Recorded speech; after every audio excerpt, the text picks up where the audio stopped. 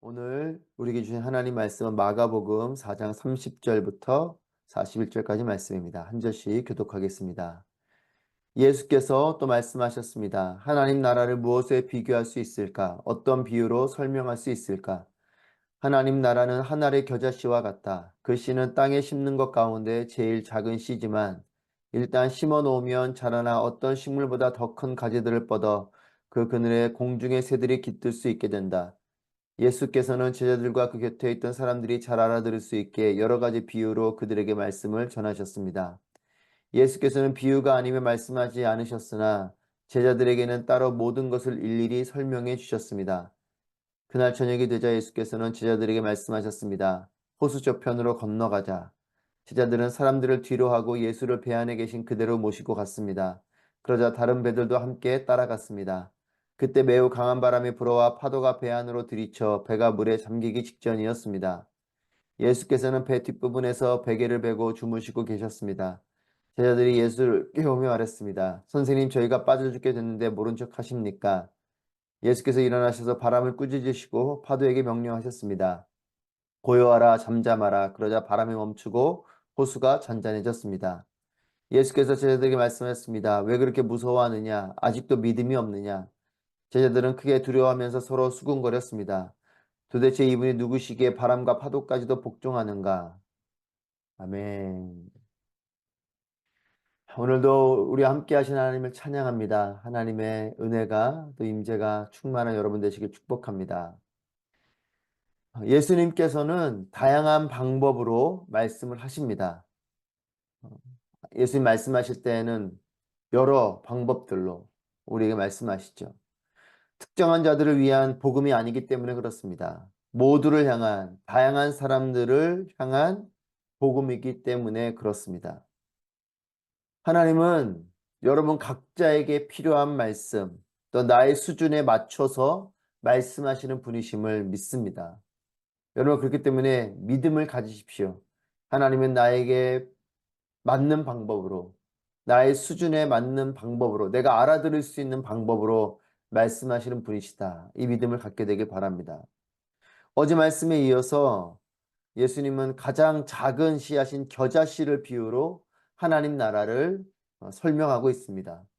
제일 작은 씨입니다. 제일 작은 씨인, 어쩌면 육안으로 보기도 쉽지 않은 이런 작은 씨인 겨자씨이지만 어떤 식물보다도 큰 가지를 뻗어서 그 그늘에 공중의 새들이 깃들게 한다라고 예수님 말씀하십니다. 하나님 나라가 이와 같다는 것이죠.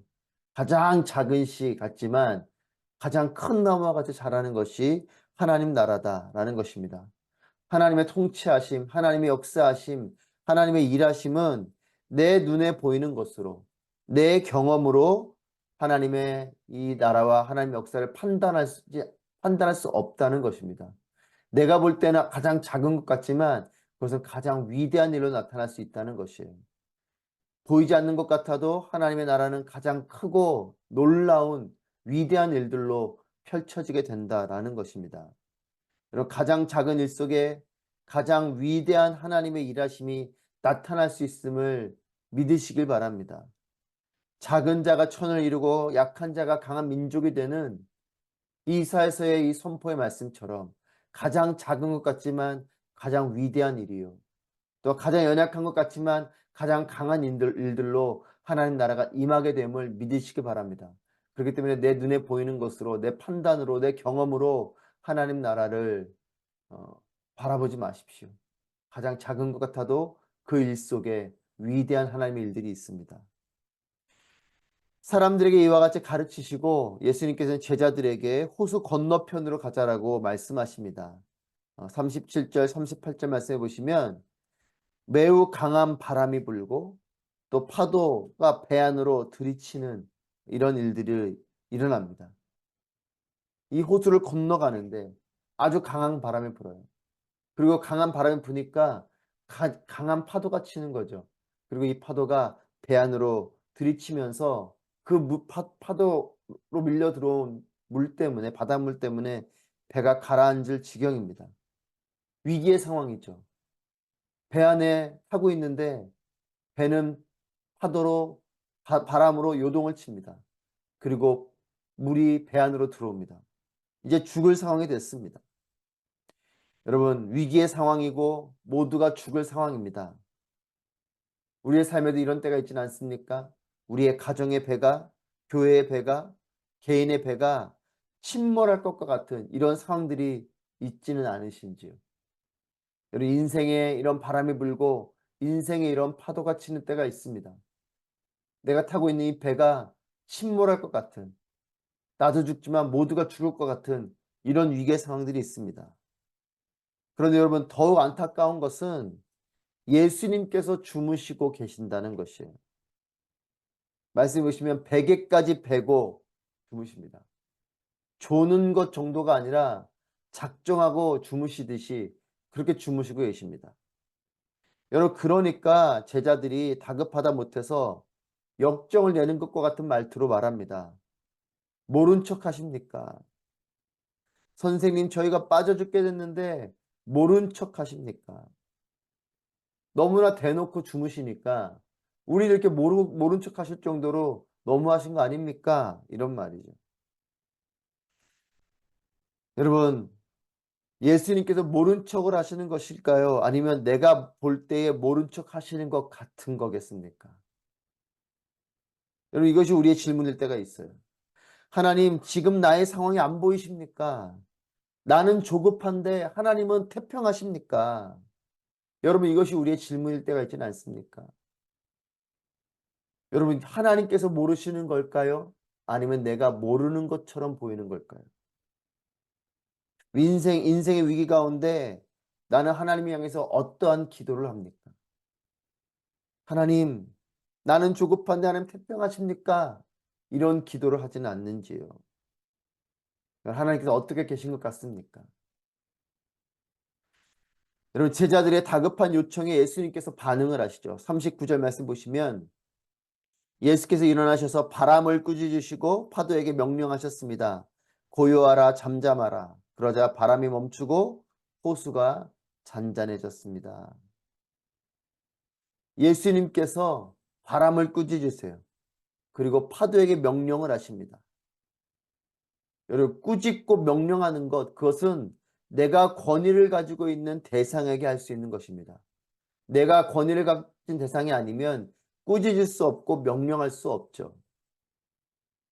여러분, 바람과 파도에게 권위를 가진 분, 이분은 창조주 하나님밖에 없습니다. 창조주 하나님이 아니고서야 이 바람을 향해서 파도를 향해서 꾸짖을 수 없어요. 명령할 수 없습니다.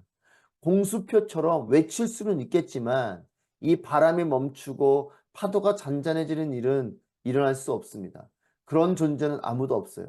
여러분, 우리가 지금 나가서 바람아 멈춰라 말한다고 바람이 멈추겠습니까? 그렇지 않습니다.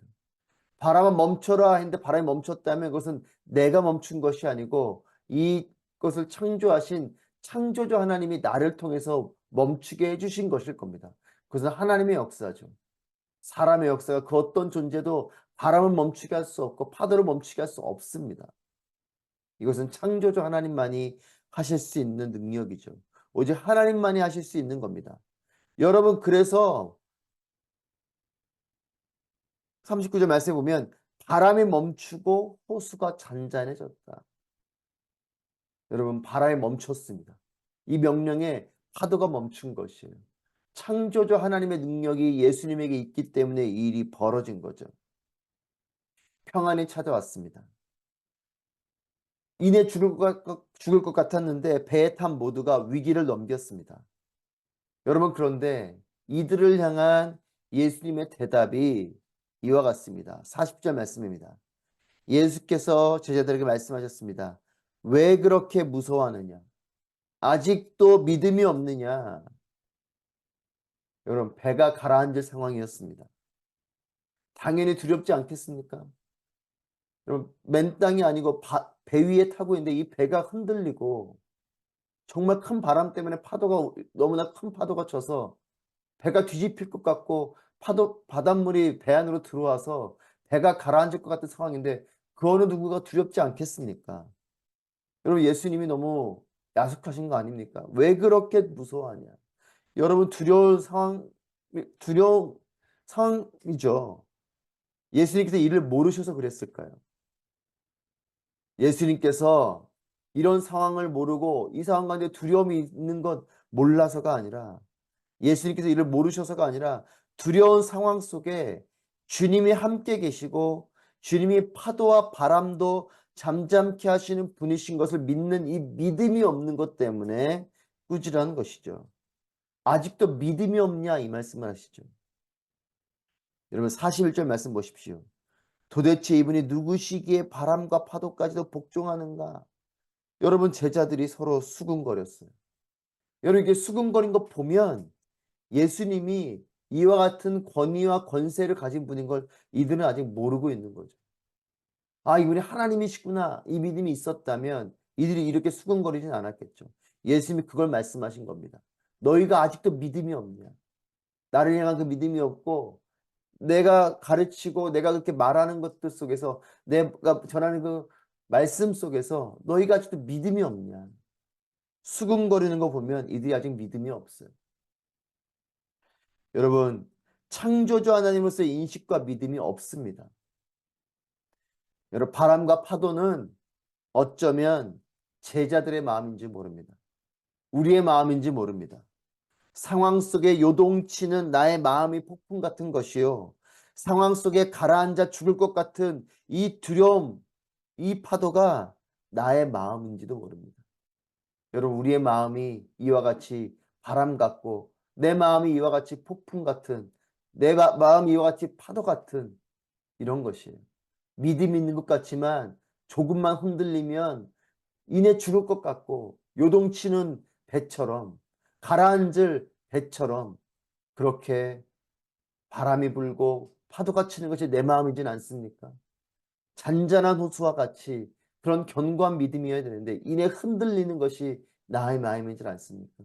그 마음을 향해서 예수님께서 이 시간 우리에게 강하게 도전하십니다. 왜 이렇게 믿음이 없냐? 무엇 때문에 두려워하냐? 무엇 때문에 그렇게 요동치냐? 여러분, 이 명령은 어쩌면 바람을 향한, 파도를 향한 명령이지만 이것은 우리의 마음을 향한 하나님의, 예수님의 꾸지람이십니다.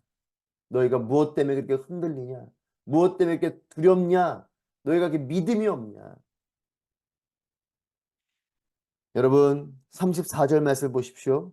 예수께서는 비유가 아니면 말씀하지 않으셨으나 제자들에게는 따로 모든 것을 일일이 설명해 주셨습니다.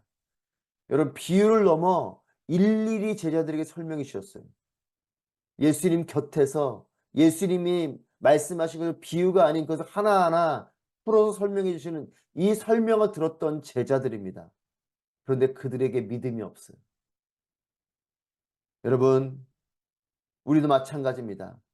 성경을 읽는 것, 예수님 곁에서 말씀을 읽죠. 예수님 곁에서 말씀 묵상합니다. 오늘도 우리가 주님과 함께 동행하며 이 아침에 이렇게 나아가고 있죠. 제자 훈련도 받습니다. 가르치기도 하고 전하기도 합니다. 배우기도 합니다. 하지만 우리가 믿음이 없을 수 있어요.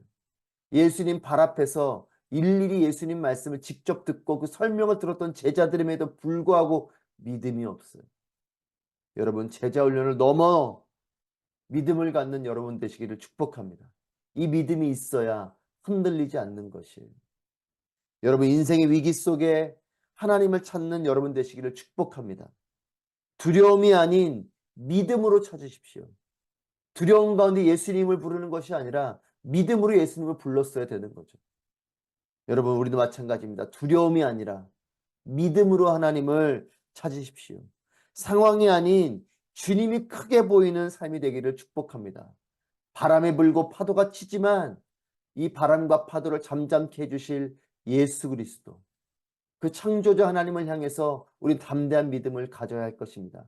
우리의 삶에 인생의 바람이 붑니까? 인생의 파도가 칩니까? 여러분 인생의 바람과 파도에 우리의 눈이 커지는 것이 아니라 그 너머에서 이것을 잠잠케 해주실 하나님을 향한 우리의 눈이 크게 띄어지길 바랍니다.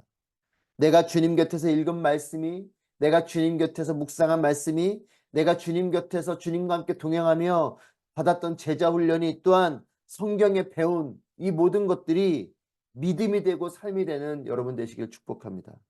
진정한 하나님 나라가 임하게 될 것입니다. 너희는 잠잠히 있어 내가 하나님 됨을 알지어다. 이 놀라운 은혜가 우리에게 축복으로 임하게 되기를 주님의 이름으로 축복합니다.